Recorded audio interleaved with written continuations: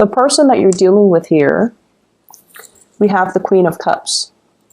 This is a water sign. Pisces, Cancer, Scorpio. And if this is not a water sign that you're dealing with, this is somebody that cares about people on a very deep level, where they get suckered in by a sob story, or they kind of repeatedly help others. They come to the rescue of other people. They try to help other people. But in the process, they might be enabling that bad behavior. Okay? And so I feel almost like you like everything about them. You know they're a really good, kind person. But you do have certain critiques about the way they behave. And you feel like they need to learn to lovingly detach themselves so that other people's problems don't become their problem. And the person that you're dealing with as well, the way that you feel about them, we have the Temperance card. And the Temperance card is like a mixture of exasperation, but love, okay? So I feel like you care about this person. You want them to go places. You want them to succeed in life. You want them to be well. But there's something about them where they get emotionally destabilized very, very quickly. They give so much of themselves to other people. They give so much of their energy. And their life might be somewhat at a standstill because they don't know how to contain their energy to get things moving in their own lives. Okay? So that might be one of the contentious issues between you and them, as to, you need to get your life started. You need to get going so that you can make more of yourself. So I feel like this person doesn't care about status. They don't care about prestige. They don't care about money. They don't care about, doing the things that can propel them in life. They care about the human relationships, and they're very good at helping other people, but they expend so much energy helping others that they don't know how to help themselves.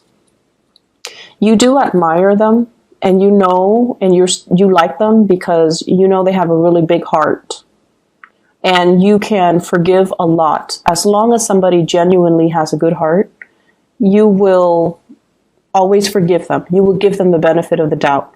But over time, it can become a little bit exasperating, okay? You might feel like they're idealistic as well, or naive, okay?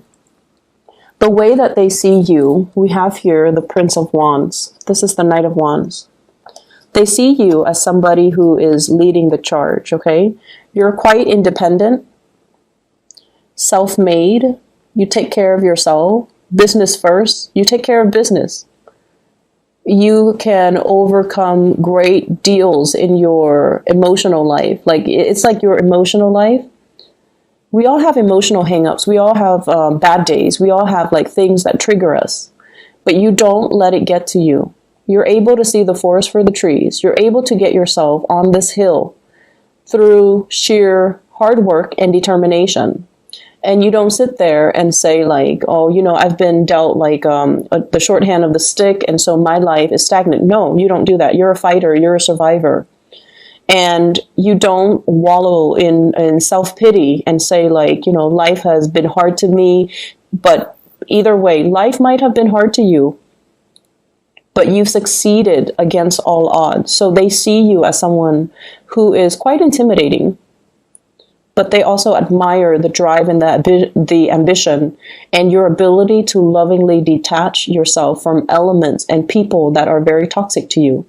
And there's this energy here. You're so independent that you don't care what people say. You don't care what people think. You know your true calling. You know what you need to do, and you don't let other people's opinions of you affect you. They are not like that. Other people's approval, other people's opinions matter a lot to them. Family obligations, social expectations, even family expectations, all of these things weigh down, are weighted when they make decisions about their own lives. So it's almost like they're living their lives based on other people's expectations. And they're not really as independent to make their own decisions. That's what they think. But of course, you see the forest for the trees, and you feel like this person is too dependent on other people. But once again, you forgive them because they do have a really good heart. You have a partner here, or a love interest, that has a really, really good soul. Okay, their soul resonates with yours. I feel one person, it's like a karmic connection. One person is in the other person's life to teach them about unconditional love, to teach them to be less picky, Virgo, maybe. Maybe they're here to teach you to be less picky. Maybe they're here to teach you to be more other-oriented. Maybe they're here as well, or maybe you're here to teach them to, live life with a devil-may-care attitude, to take care of business, to be a little bit more detached, to not let emotional hang-ups and issues weigh them down. Maybe you're here to teach them that, but I definitely feel a karmic connection where two people are learning a great deal from one another because the relationship is very complementary. They have something that you lack. You have something that they lack. You have the drive and the ambition. They have the heart and the soul. Not that you're not compassionate or loving, but I feel like the blending of the energy can create a really good union or even a good business partnership if you choose to partner up with them. What's in the center, the outcome for this relationship? I have here the Ace of Cups. This is really beautiful. So there is a coming together, an expression of love, and the beginning of something amazing between the two of you. And I feel it's because you admire the other person's compassion. They admire your drive and your ambition. And so together you see really, really valuable things in your partner that you are lacking, that they are lacking. And as a result of it, there's mutual love and respect seen here. When I shuffle the cards, the Death card also came out here with the Ace of Cups. And the Death card is almost like that transformation. It might have started out with mutual friendship or admiration, and it's grown into a very pure love where you want them to be well. And then they might have started out admiring you, and now they're like, I really, want that Virgo person to be well. And so there's a really strong connection between you and another person, and you definitely should pursue it. I see them as somebody who's a little bit more receptive. Okay, they don't really take initiative, it seems. And that might be a cause of frustration from your end. They don't really take initiative. The water energy is a very receptive energy, especially with this Queen of Cups. It's somebody that is like, they're very emotionally expressive. They're very emotionally intelligent. They know what they feel at all times. But in terms of actions, getting things started, getting things moving, they drag their feet. So in order for these things to take off, you kind of need to, take the initiative. The way they feel about you, we have here the Six of Wands. This is them coming towards you, overcoming their emotional reservations to come towards you. This person is jumping over this crevice that's filled with water, overcoming their emotional hang-ups, overcoming their emotional issues in order to charge ahead and move towards you. I did the reading for Aries. If you have Aries in your chart, you might want to watch that. If you're dealing with an Aries, you might want to watch that because this is you waiting for them to get their career started, waiting for them to overcome their hang-ups, to overcome the stalled energy, to overcome their inability to move things along. You're waiting very, very patiently. You're at the pinnacle of your success and you're waiting for the other person to catch up. And in a sense, you might start to sense that your life is put on hold as a result of waiting on this person. But they are going to be catching up. It's going to be made very, very clear to you that they're going to meet you where you are. Okay, they're moving right behind you, and they're going to catch up to you. And so there is this outpouring of love and appreciation where two people are basically finally aligned, finally on the same page. If in the past there has been a lot of stop and go, and if in the past they might have been, tied up with past emotional hangups, this is the month or the week, I would say the month, as we move into November, where they're not making any more excuses from their end.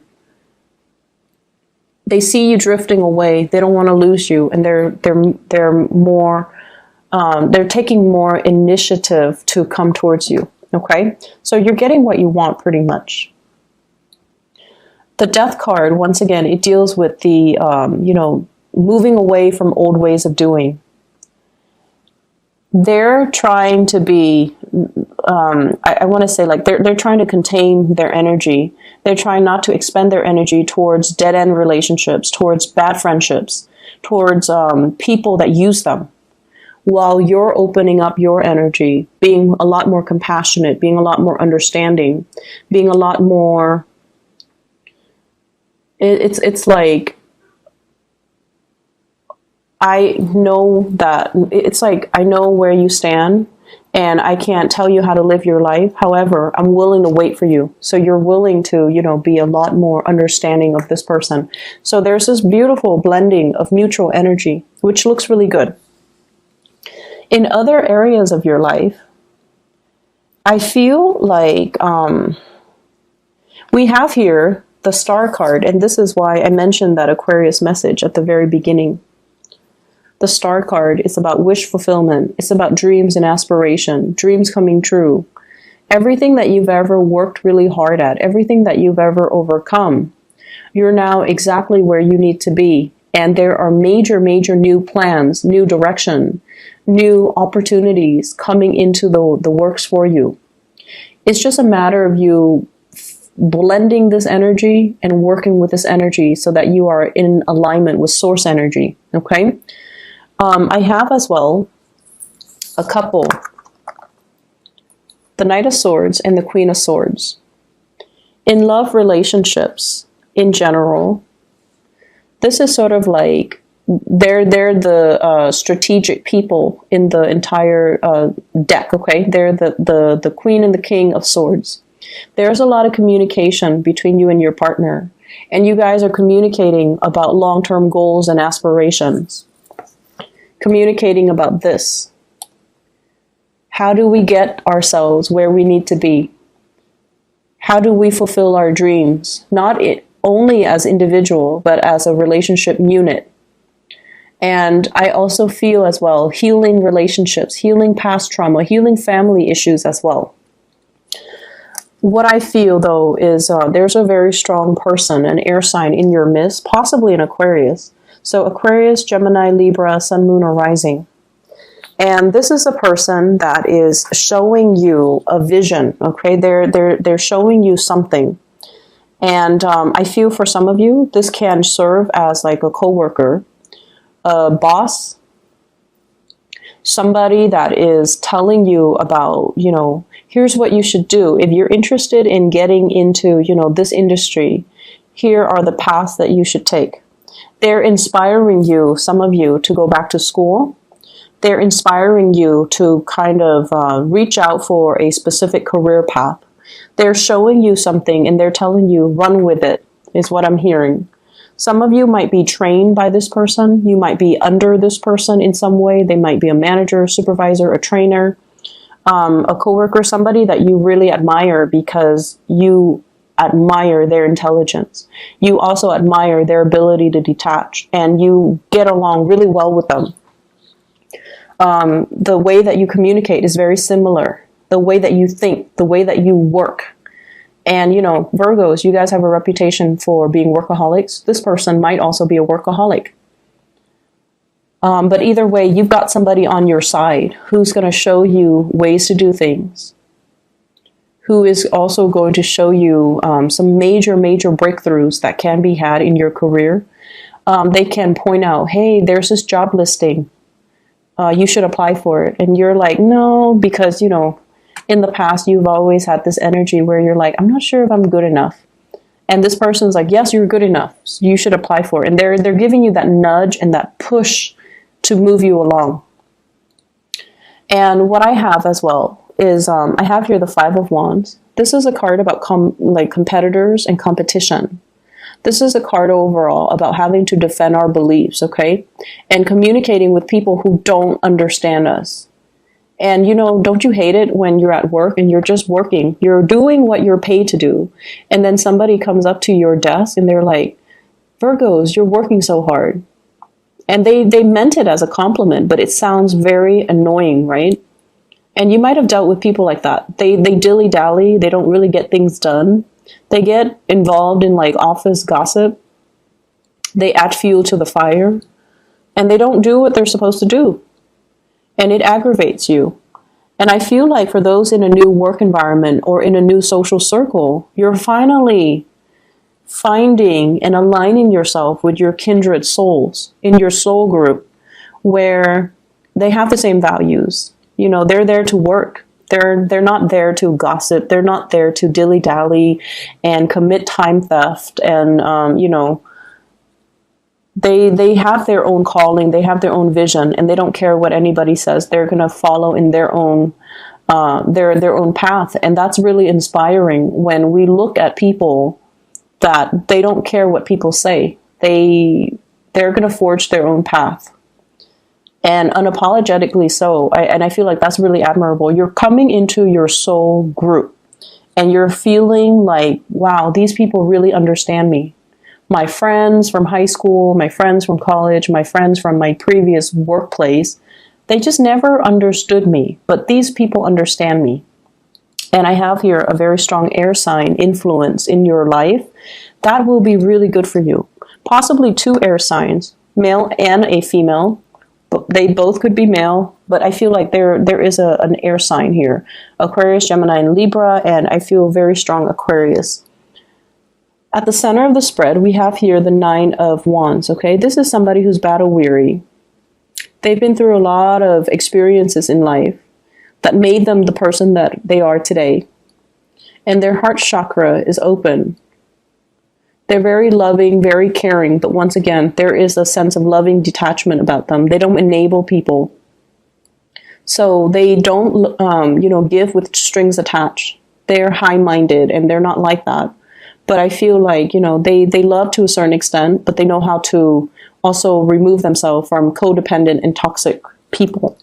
So you admire somebody in your work environment, I'm sensing. You admire somebody in your social circle. They're very inspiring to talk to. And I feel like they can give you a lot of directions when it comes to career path, education, getting you where you want to be professionally. I see somebody, if you were to ask, somebody for a lot of recommendation or even a recommendation, or to even sit and have a conversation with them and pick their brains and ask them, this is what I want. I want to be at this place in 5 years. What do you suggest that I do? They're going to give you really good advice.